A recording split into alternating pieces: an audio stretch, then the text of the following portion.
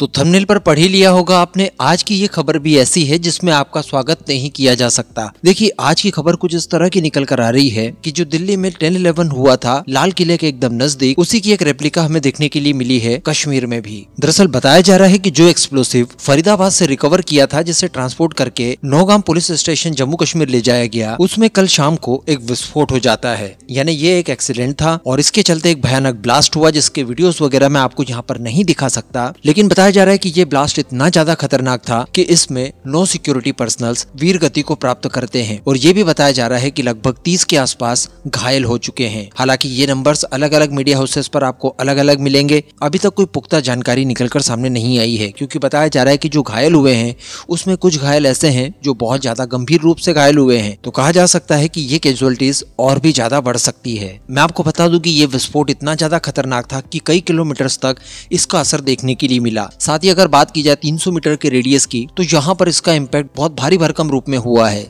मैं आपको बता दूं कि ये घटना किस तरह से घटित हुई, इसको लेकर डीजीपी नलिन प्रभात जी की तरफ से ये बताया गया कि फरीदाबाद से जो भी विस्फोटक जमा किया था उसे नौगाम थाने में एक खुले क्षेत्र में सुरक्षित रखा गया। आगे इन्होंने बताया कि जब इन विस्फोटकों में विस्फोट हुआ उस समय फॉरेंसिक के कुछ विशेषज्ञ, पुलिस अधिकारी प्रोटोकॉल के अनुसार जांच के लिए सारे नमूने एकत्र कर रहे थे। साथ ही यहाँ पर नौगाम के डीजीपी द्वारा ये भी बताया गया कि ये कोई साजिश नहीं है, ये एक हादसा है, लेकिन चूंकि हमें इतना बड़ा नुकसान हुआ तो समझा जा सकता है कि ये जो एक्सीडेंट था ये काफी भयंकर था। ये विस्फोट 11:20 पर हुआ, लेकिन अगर अल्टीमेटली देखा जाए तो दोष तो उन्हीं लोगों का है जिन्होंने इन विस्फोटकों को जमा किया था और साथ ही इन विस्फोटकों के जरिए भारत के कई सारे क्षेत्रों में वो लोग इस तरह की मल्टीपल घटनाओं को अंजाम दे। और मैं आपको बता दूं कि इस घटना से जुड़े एक संदिग्ध डॉक्टर मुजीबुल को जब पकड़ा गया तो उसके कमरे से कुछ सामान बरामद किया गया। इस सामान में एक डायरी भी थी और इसी डायरी के अंदर इनके सारे काले कारनामे लिखे हुए थे और इनके आगे के जो प्लान थे उनके बारे में भी डिटेल में जानकारी प्राप्त होती है। ये एक बहुत ही सुनियोजित साजिश बताई गई। इसमें 25 और लोगों के नाम निकलकर सामने आए। साथ ही आगे ये भी पता चलता है कि वो जो कार जिसमें ब्लास्ट हुआ था दिल्ली में, इस तरह की कुल 32 कारों की इनकी व्यवस्था थी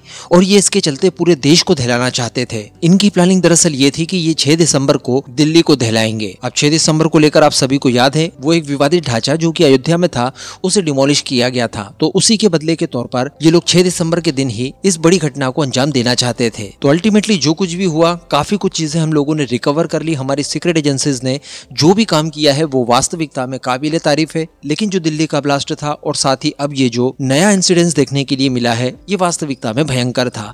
इन सभी की प्रॉपर जांच होनी चाहिए। इसके पीछे कुछ और नाम जो निकलकर सामने आते हैं इनको भी प्रॉपर इनके किए की सजा दी जाए और साथ ही जो भी तार इन्हें पाकिस्तान या फिर बांग्लादेश की तरफ लेकर जाते हैं उनसे भी इसका प्रतिशोध लिया जाए, ताकि इस तरह की घटनाएं ये दोबारा भारत के अंदर ना कर पाए। इस पूरे मुद्दे पर अब आपका क्या मानना है नीचे कमेंट करके जरूर बताइएगा।